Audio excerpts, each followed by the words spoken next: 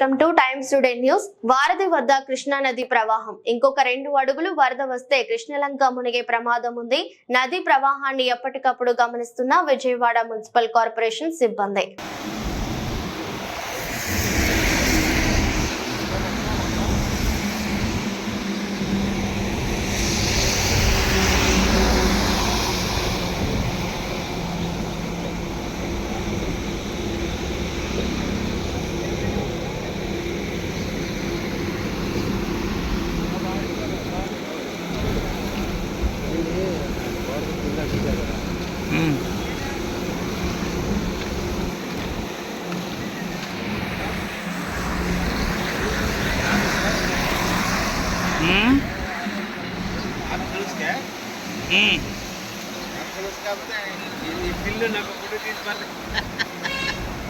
Kita